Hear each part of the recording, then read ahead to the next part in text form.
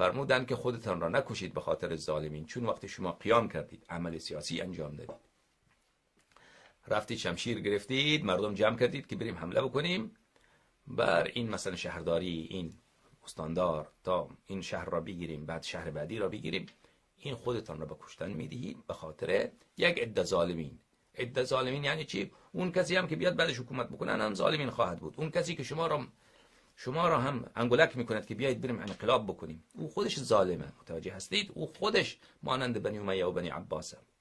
متوجه هستید؟ خب این را هم دیدید. باز یک حدیث دیگر در همین مسئله برای شما نشان بدهیم. کتاب کافی، چاپ دارالکتب الاسلامیه، جزء ثانی، صفحه 164. از صادق علیه السلام از رسول الله صلی الله علیه و آله و سلم نقل شده: من اصبح لا يهتم بامور المسلمین فليس منهم و من سمع رجلا ينادي یا للمسلمین فلم يجبه فليس بمسلم. کسی که صبح کند و در فکر مسلمین نباشد پس مسلمان نیست. در فکر مسلمین نباشد، در فکر بقیه مسلمان ها مثلا فقیر زیاده، مسلمان ها امر دینشان را نمیدانند، این مسلمان هایی که دور بر و منظور از مسلمان هم شیعه هست عزیزان من. منظور از مسلمان هم شیعه هست، چون در زمان رسول الله صلی الله علیه و آله و سلم که این زبان را گفتم، اون زمان دین رسمی چی دین رسمی بود؟ دین شیعه بود و همگی ولایت امیرالمؤمنین علیه السلام بیعت کرده بودند. متوجه هستید؟ و هنوز این کفر، ارتداد، رد امامت اهل بیت علیهم السلام ظاهر نشده بود.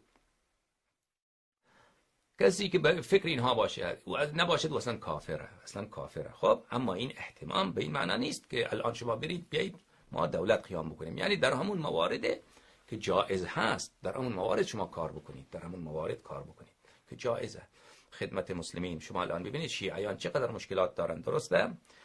حالا در همون شهری که شما هستید شیعیانی هستن فقیر، شیعیانی هستن مسائل دینشان را نمیدانند، شیعیانی هستن که گمراه شده اند و چه بسا علما هستن که اونها را گمراه میکنن. دیگر آفات در آخر زمان مگر کمه؟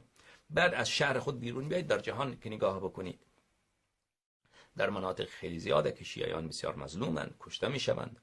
در همین چند وقت پیش شما دیدید که در کابل این جماعت کثیف که چی بگیم به اینا، خوک و خنزیر این کار را نمیکنن، سگ این کار را نمیکنن. اینا رفتن حمله کردن بر یک بیمارستان زایشگاه، اون جایی که زنهای حامله بچه میزایند اونجا، چون اون منطقه بیشتر شیعه هست، اونجا حمله کردن در منطقه دشت برچی. بعض خانم‌ها را کشتن بود، با طفلان کوچیک، طفلایی که تازه پیدا شده، یک روزه، دو روزه، یک ساعته، اونها را شلیک کردن. خانم‌هایی که تازه بچه زاییدن اونها را، یا کسانی که مثلا میخوان حوض حمل کنن، اینا را شهید کردن. بعد همین طالبان را کی حمایت میکنن؟ یک کافر فاجر. خب به ریش این ملعون لعنت. خب خامنه ای اگر معاویه نیست پس چیه دیگه؟ شما به من میگید. این قاسم سلیمانی اگر عمرو عاص نیست پس چیه دیگه؟ این ملعون. شما ارامزاده ها، ولد الزنا، شما اینا را شما میکنید، حمایت میکنید.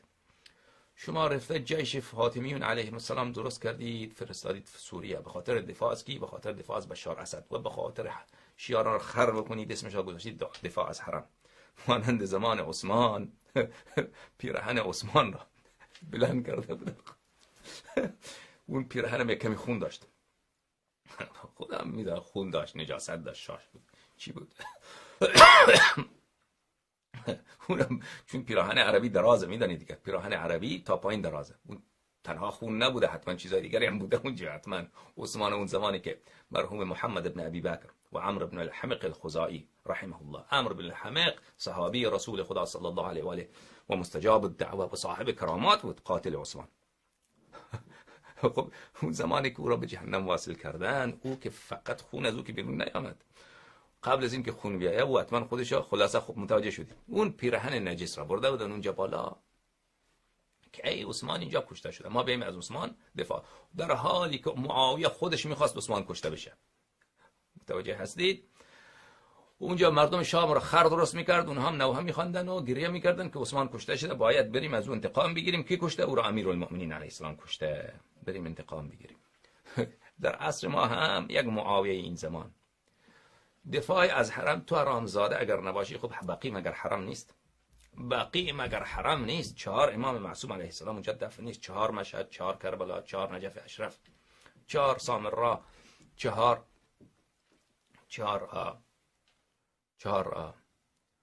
کاظمین علیهم السلام، 40 تا 400 تا حرم معصومه حضرت قم علیه السلام اونجا مخروب.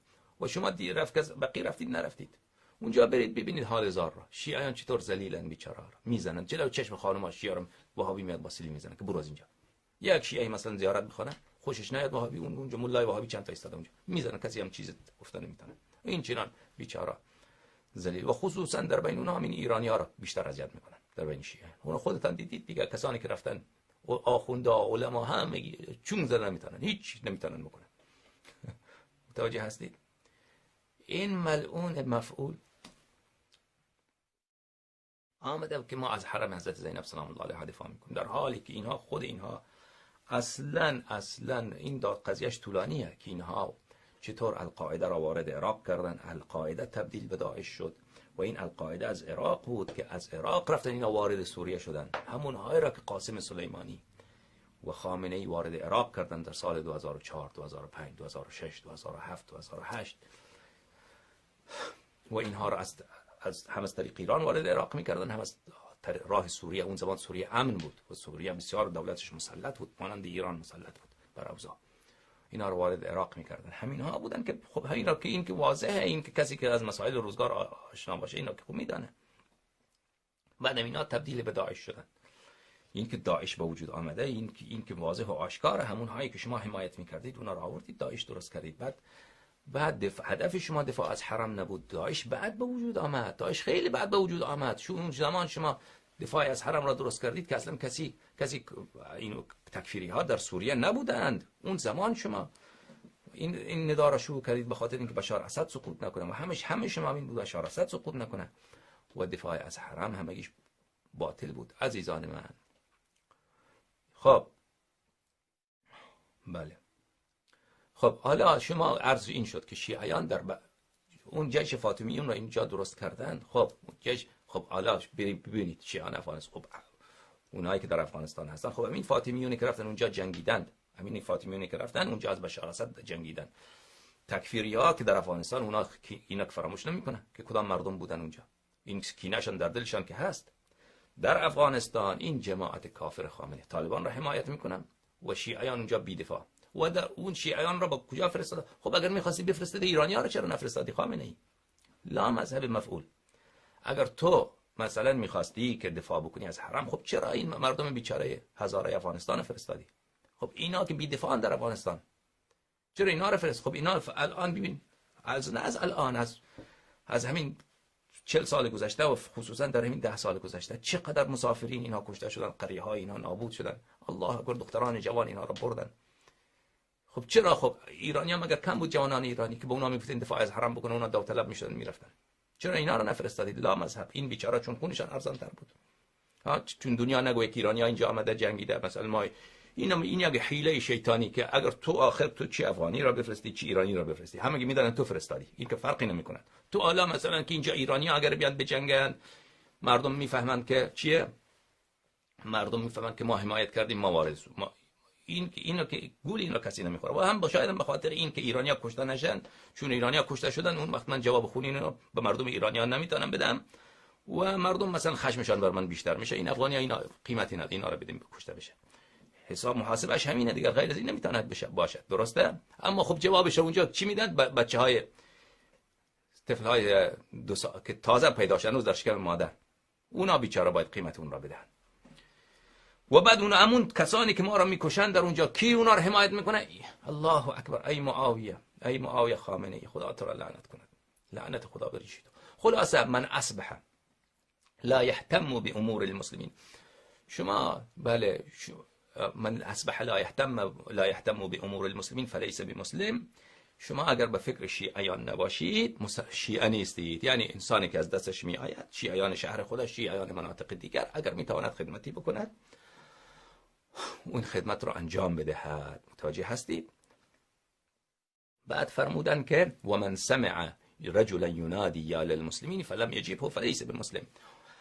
اگر یک کسی را شنید که ندا میکند سمع رجلا ینادی یا للمسلمین، یک کسی صدا میکنه که به داد من برسید ای مسلمان ها. خب یا به او تجاوز، حالا ندا هم نکند. یک خانمی مثلا کسی خواسته او را یا للمسلمین هم نگوید، همین که صدا بزنید کمکم بکنید.